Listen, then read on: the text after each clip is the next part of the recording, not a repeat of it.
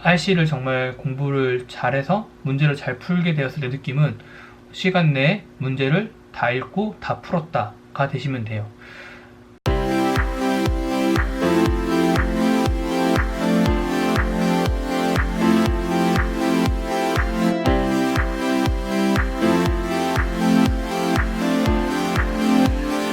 안녕하세요, 주아입니다. 오늘 찍을 영상은 단기간에 토익을 고득점으로 받는 비법 2탄 RC편입니다.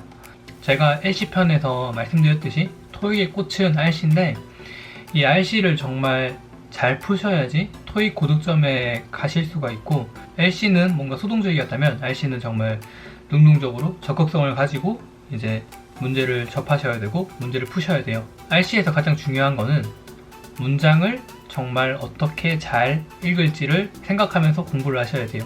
문장을 많이 읽다 보면은 문법 같은 것들도 다 이제 정립이 되고요. 그리고 독해력이 늘어나기 때문에 나중에 시험 치실 때 정말 고득점으로 갈 수 있는 지름길입니다. 오늘은 파트 7을 공부하면서 어떻게 공부를 해야 되는지에 대해서 한번 말씀을 드리도록 하겠습니다. 문법 지식에 대해서 많은 분들이 걱정을 하고 계신데, 문법이 정말 걱정되신다면 딱 5가지만 공부하시면 돼요. 첫 번째는 투부정사, 두 번째는 관계대명사, 관계부사, 언제 어떠한 관계대명사, 관계부사를 쓰는지에 대해서 기본적인 개념만 공부하세요. 그리고 세 번째는 동명사, 그리고 네 번째는 태, 수동태, 능동태에 대해서 공부하시고요. 그리고 5번째는 수일치, 어떤 상황에서 단수동사와 복수동사를 쓰는지에 대해서 공부를 해보도록 하세요. 이 5개에 대해서만 따로 공부를 하시고요. 나머지는 문제 푸는 걸 통해서 채워나가시면 돼요. 투부정사라고 하더라도 각각 문제에서 출제하고자 하는 원리가 다를 수가 있어요. 그럴 때에는 문제를 틀리고 문제를 다시 해설지를 보면서 왜 틀렸지? 이런 거 보시면 될 것 같아요. 따로 문법에 대해서 정말 장황하게 보실 필요는 없고요. 딱 개념만 알고 이렇기 때문에 문법 내용이 나온다라고만 아시면 될 것 같아요. 문법에 대해서 정말 지식이 엄청 많아야 되는 건 아니거든요. 문법에 대해서는 정말 필요한 것만 개념만 알고 계시고 문제를 풀면서 해답지를 보고 채워나가시면 될 것 같아요. 그러면 이제 정말로 단기간에 RC 고득점을 받기 위해서는 어떻게 해야 되는지 방법을 2가지를 알려드리겠습니다. 첫 번째는 독해력 상승입니다. 독해력을 올리는 이유는 문장을 정말 한 번만 보고 해석을 할 수가 있고요. 두 번째는 읽는 속도가 빨라집니다. 문장을 2-3번 보게 되면 시간이 중첩되는데, 이것을 한 번만 보고 이해를 하게 되면 2번, 3번 안 봐도 되잖아요. 거기다가 한 번만에 이해가 되도록 독해력을 올리셔야 돼요. 이 독해력 올리는 데 있어 가지고 정말 많은 시간을 투자하시는 게 단기간에 점수를 올리는 비법입니다. 여러분이 생각을 해보셔야 될 게 뭐냐면은, 여러분이 문법 지식을 정말 많이 안다고 하더라도 딱 문제를 접했을 때 읽지 못하면은 문법이 뭔지도 모르고 문법에 대해서 판단할 수가 없어요. 하지만 문법에 대한 지식이 없다 하더라도 만약에 잘 읽게 되면은 어떤 내용인지 대충 감이 오고 모르는 단어에 대해서도 유출을 할 수가 있게 된단 말이에요. 따라서 정말 독해력이 중요하니까 독해력을 키우기 위해서 노력을 많이 하셔야 돼요. 독해력을 키우는 데 있어서는 정말 많이 읽는 게 중요한데, 어떻게 읽는지에 대해서도 알려드리도록 하겠습니다. 1회분의 모의고사를 정말 시간을 딱 투자해서 65분 정도에 다 푸시면 좋겠지만은 그게 안 되시는 분들은 파트 7 같은 경우에는 한 문제당 1분이라 생각하고 문제가 2개면은 2분, 문제가 5개면은 5분, 이렇게 시간 내에 풀도록 연습해 보세요. 나중에 3중 지문이나 2중 지문에서는 5분 내에 다 풀긴 힘들 거예요. 그때는 한 6분, 7분 정도 걸리는 게 맞는데, 하지만 연습할 때는 그렇게 하기 위해서 노력해 보세요. 영어를 읽는 게 두려우면은 RC를 정말 고득점 받기는 힘들어요. 근데 이 두려움을 깨야지 RC 고득점을 받을 수가 있습니다. 그거는 점수가 낮을수록 또 효과가 좋고요. 고득점을 받으시는 분들은 영어를 정말 잘 읽으세요, 보통 보면은. 하지만 영어 점수가 낮으신 분들은 영어 읽는 것 자체를 무서워하시고 시간 내에 영어를 다 읽어야 된다는 부담감을 가지고 있기 때문에 그 부담감을 극복하시는 게 제일 중요하다고 생각을 해요. 그러기 위해서는 많이 읽어야 되고 영어를 많이 접함으로써 영어에 대한 부담감을 가지지 않는 게 제일 중요하다고 생각합니다. 이제 파트 7 공부하실 때에는 문제를 다 풀고 이제 검토할 시간에 문장을 다 읽겠죠. 그러면서 그 문장이 가지고 있는 문법적 내용에 대해서도 한 번쯤 더 보시는 게 중요해요. 그러면은 독해력도 올리고 문법에 대해서 기초적인 지식도 높아지게 되니까 공부하시면서 이제 독해력과 문법 2가지 다 잡는다고 생각하시면 돼요. 그래서 제가 예시를 준비했는데, 제가 가지고 오는 문제는 기출 문제고요. 이 문제를 풀고 나서 이제 검토하는데 어떻게 하시는지에 대해서 말씀을 해드리도록 하겠습니다. 첫 번째 질문입니다. 어려운 문제는 아닌데 색깔로 표시를 해놨어요. 트라이브 뒤에는 to 부정사가 오는 거고요. please 다음에는 동사 원형이 오는데 and를 가지고 그 동사가 병렬 구조로 왔다. 이 정도의 문법 내용만 알고 계시면 돼요. 제가 말씀드린 이 문법에 대해서 정말 다 아실 필요는 없는데 독해를 하시면서 이제 이럴 수 있구나, 이런 문법이 나왔네 라고만 알고 계시면 돼요. 그게 제가 말씀드린 5가지 문법 중에서 나오면 좋고요. 모르시면은 그냥 넘어가셔도 돼요. 두 번째 질문에서는 artist showcase 다음에 컴마 위치가 나왔는데 이거는 관계대명사 계속적 문법이라고 해서 사물명사 다음에는 이제 위치가 컴마 뒤에 나올 수가 있어요.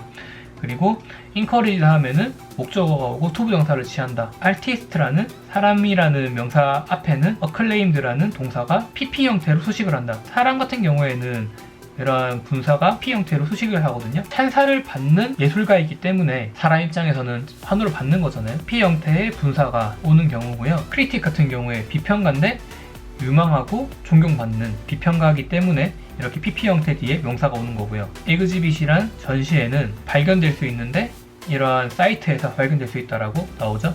이런 식으로 문장을 공부하면서 어떤 문법이 나오는지 공부를 하시면 돼요. 제가 추천해드리는 파트 7 공부 방법은 1회를 다 풀고요. 그 다음에 검토할 때는 지문을 10번 이상씩 보세요. 초반에는 그 시간이 오래 걸릴 수 있는데 이게 나중에 반복이 되고 독해력이 점점 증가할수록 공부하는 시간이 줄어들 거예요. 그래서 한 지문을 정말로 이해하고 그 지문에 대한 문장을 다 정말 잘 해석을 할 수 있으면 된 건데 처음에는 좀 힘들 수 있어요. 하지만 시간이 지나면 잘 될 거니까 꼭 한번 도전해 보시길 바랍니다. 그리고 두 번째 방법은 이제 파트 5, 6 공부하는 방법인데 파트 5, 6 같은 경우에는 이렇게 문제를 푼 이후에 답지를 보면서 공부를 하셔야 돼요.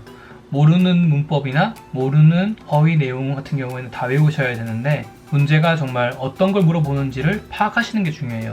제가 LC 때도 문제의 유형을 파악하는 게 중요하다고 했는데 RC 같은 경우에는 특히 파트 5, 6 같은 경우에 물어보는 게 정해져 있어요. 예를 들면 동사자리, 명사어휘 또는 동사어휘 그리고 전치사어휘 이런 것들이 어떤 문제가 어떤 것을 물어보는지 정해져 있기 때문에 문제별로 무엇을 물어보는지 생각을 하고 그에 맞는 답을 찾는 방식을 공부하시면 돼요. 요즘에는 정말 기출문제집의 해설지가 너무 잘 돼 있어가지고 그냥 보시면서 공부를 하셔도 되는데 여러분이 진짜로 하셔야 될 건 뭐냐면 해설지를 보면서 어떤 내용을 물어보는지를 파악하시는 게 중요해요. 모르는 문법이 나오면은 그 문법에 대해서 공부를 하셔서 익히시면 되고요. 모르는 어휘는 다 외우시고 책을 한 여러 권 풀다 보시면은 문법이 나오는 게 정해져 있다는 것을 아마 아실 거예요.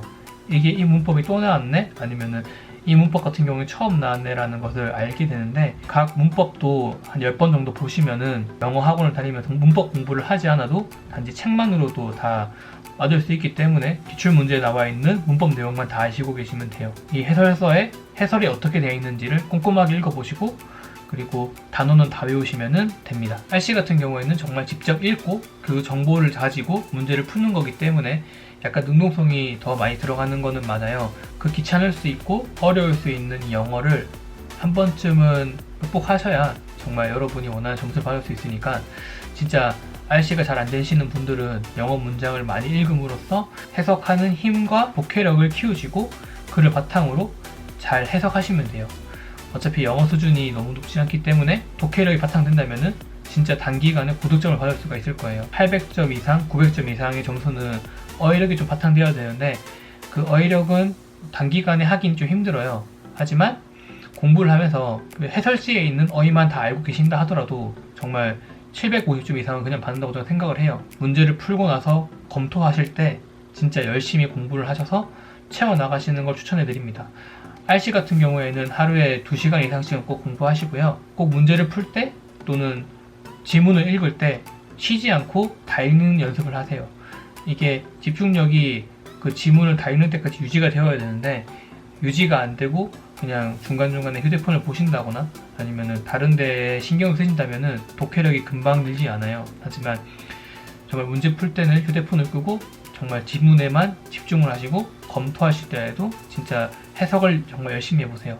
그러면은 각각의 지문이 단순히 이제 회차마다 나오는 스타일은 비슷한데 특정 지칭하는 게 다를 뿐이지 난이도나 지문의 종류가 똑같다라는 걸 느끼실 수 있을 거예요.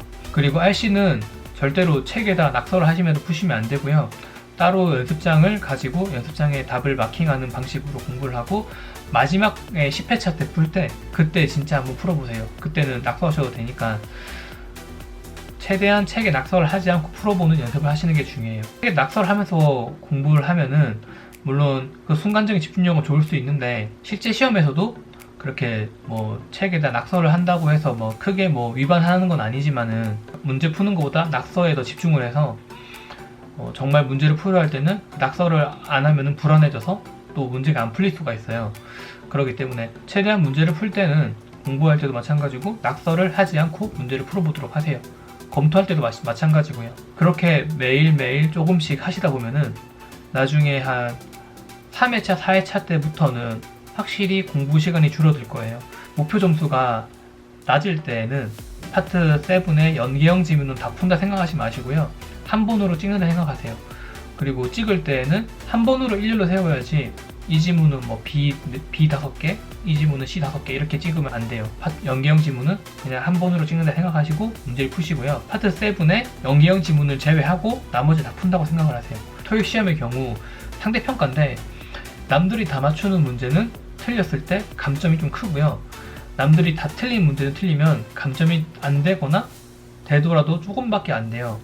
그래서 100문제가 한 문제당 5점이라 했을 때 500점인데 495인 거 보면은 아마 어떤 문제 같은 경우에는 틀리더라도 그렇게 감점이 안 되는 경우가 있다고 생각을 해요.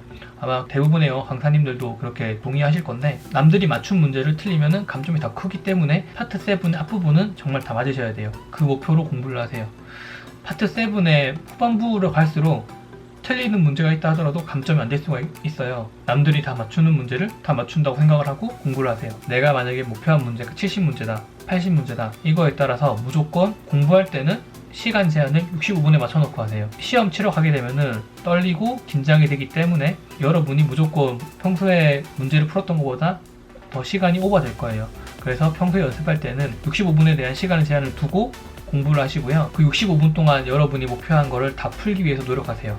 그렇게 하기 위해서는 그러면은 이제 그때부터는 정답률을 높이시는 게 중요해요. 우선 문제를 다 푸는 게 중요하고요. 정답률은 제한된 시간 동안 문제를 다 풀고 정답률을 높이는 게 중요하니까 처음에는 여러분이 정말 독해력을 위해서 제한된 시간 내에 문제를 다 읽고 풀 수 있도록 연습을 하시고요.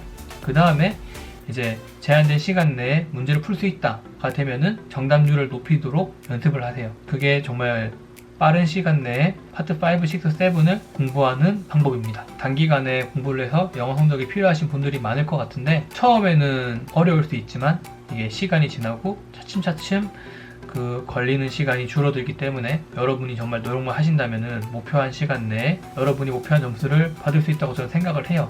노력하셔서 여러분이 원하시는 점수를 다 받으셨으면 좋겠습니다.